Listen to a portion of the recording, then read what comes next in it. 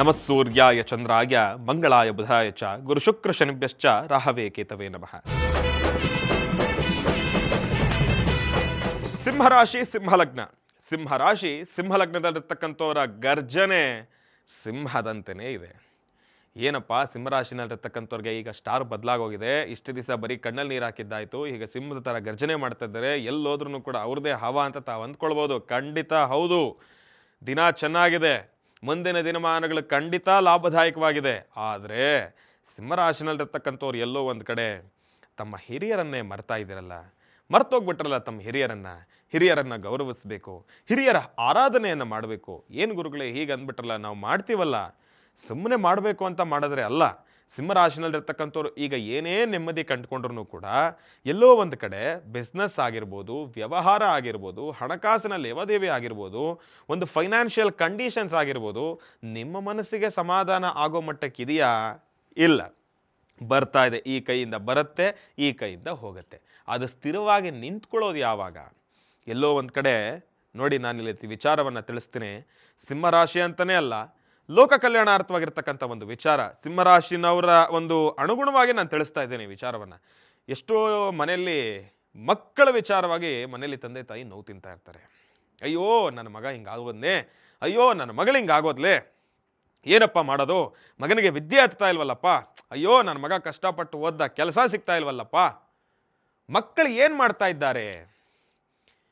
ಮಕ್ಕಳ ಅಜ್ಜಿ ತಾತನ ಜ್ಞಾಪಿಸ್ಕೊಳ್ತಾ ಇದ್ದಾರಾ?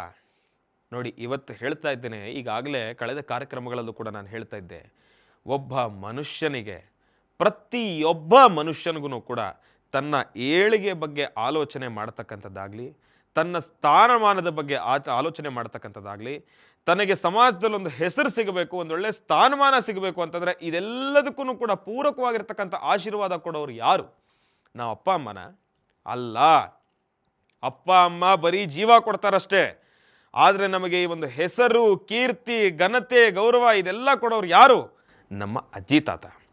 ಮೊದಲನೇದಾಗಿ ನಾವು ಅವರನ್ನು ಮನಸ್ಸಿನಲ್ಲಿ ಸ್ಮರಿಸಬೇಕು. ಇವತ್ತಿನ ದಿವಸ ಎಷ್ಟು ಜನ ಮಕ್ಕಳು, ಎಷ್ಟು ಜನ ಯೂತ್ಸಿ ಕೆಲಸ ಮಾಡ್ತಾ ಇದ್ದೀರಾ ನೀವು? ಯಾರೂ ಮಾಡ್ತಾ ಇಲ್ವಾ? ನಿಮ್ಮ ಪಾಡಿಗೆ ನೀವು ಬೆಳಗ್ಗೆ ಎದ್ದೇಳ್ತೀರಿ, ಸ್ನಾನ ಮಾಡ್ತೀರಿ, ಒಳ್ಳೆ ಬಟ್ಟೆ ಹಾಕೊಳ್ತೀರಿ, ತಂದೆ ತಾಯಿ ಪಾದ ಸ್ಪರ್ಶ ಮಾಡಿ ನಮಸ್ಕಾರ ಮಾಡ್ಕೊಳ್ಳೋದಂತೂ ಕೇಳೋದೇ ಬೇಡ. ಯಾಕೆಂತಂದರೆ ಇವತ್ತಿನ ದಿವಸ ಅವ್ರವ್ರದೇ ಜೀವನದಲ್ಲಿ ಅವರವರೇ ಬ್ಯುಸಿ ಆಗಿದ್ದೀರಿ. ಗುರುಗಳೇ, ನೀವು ಇವತ್ತು ನೀವು ಮಾಡ್ತೀರಾ? ಖಂಡಿತ ನಮ್ಮ ವೃತ್ತಿನೇ ಅದು, ನಾವು ಮಾಡ್ತೀವಿ. ವೃತ್ತಿ ಅಲ್ವಲ್ಲ ಗುರುಗಳೇ, ನಾವು ಮಾಡಬಾರ್ದಲ್ವಾ? ಈ ಕೆಲಸ ಮಾಡೋಕ್ಕೆ ವೃತ್ತಿ ಬೇಕಾ?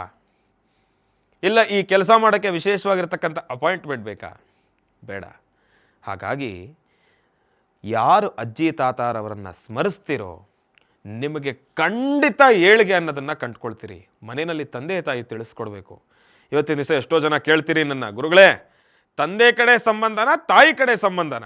ಇದು ಎಂಥ ವಿಪರ್ಯಾಸನಪ್ಪ ಇದು. ಅಜ್ಜಿ ತಾತ ಅಂತಂದರೆ ಒಂದೇ, ತಂದೆಯವರ ತಂದೆ ತಾಯಿನೂ ಹೌದು, ತಾಯಿಯವರ ತಂದೆ ತಾಯಿನೂ ಹೌದು. ಇವರಿಬ್ಬರೂ ಕೂಡ ಎರಡು ಕಣ್ಣೇ ನಮಗೆ.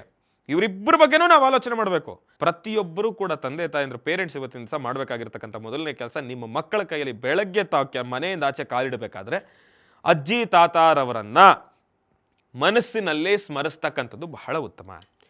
ಈ ಒಂದು ಕೆಲಸವನ್ನು ಮಾಡಿ. ಯಾರು ಈ ಕೆಲಸವನ್ನು ಮಾಡ್ತೀರಿ? ಸಿಂಹರಾಶಿನಲ್ಲಿರ್ತಕ್ಕಂಥವ್ರು ತಾವು ಮತ್ತಿಷ್ಟು ಕೆಲಸಗಳನ್ನು ಕಾರ್ಯಸಿದ್ಧಿ ಪಡಿಸ್ಕೊಳ್ತೀರಿ. ನಿಮಗೆ ಭಗವಂತನ ಸಂಪೂರ್ಣ ಕೃಪಾಶೀರ್ವಾದ ನಿಮಗೆ ಸಿಗುತ್ತೆ. ಅಜ್ಜಿ ತಾತರವರ ಅನುಗ್ರಹ ನಿಮಗೆ ಸಿಗುತ್ತೆ. ಒಳ್ಳೆಯದಾಗಲಿ, ಶುಭವಾಗಲಿ. ಸಿಂಹರಾಶಿನಲ್ಲಿರ್ತಕ್ಕಂಥವ್ರಿಗೆ ಮತ್ತೊಂದು ವಿಚಾರನ ನಿಮಗೆ ತಿಳಿಸ್ತಾ ಇದ್ದೀನಿ. ವಿದ್ಯಾರ್ಥಿಗಳು ತಾವು ಮಾಡಬೇಕಾಗಿರ್ತಕ್ಕಂಥ ಕೆಲಸ ಇವತ್ತಿನ ದಿವಸ ನೋಡಿ, ಪೇರೆಂಟ್ಸ್ಗೆ ಬರುತ್ತೆ ಇದು ಮತ್ತೊಂದು ಸತಿ. ಮಕ್ಕಳಿಗೆ, ವಿದ್ಯಾರ್ಜನೆಗೆ ಅವ್ರಿಗೊಂದು ಸ್ವಲ್ಪ ಬುದ್ಧಿ ಚುರುಕಾಗಬೇಕು ಅಂತಂದರೆ ತಮ್ಮೆಲ್ಲರಿಗೂ ಕೂಡ ಈ ರೋಸ್ಮೆರಿ ಲೀವ್ಸ್, ಎಲೆಗಳು, ಸಣ್ಣ ಸಣ್ಣ ಎಲೆಗಳು ತಮ್ಮೆಲ್ಲರಿಗೂ ಕೂಡ ಗೊತ್ತಿರತಕ್ಕಂಥದ್ದು. ರೋಸ್ಮೆರಿ ಆನ್ಲೈನಲ್ಲಿ ಸಿಗುತ್ತೆ.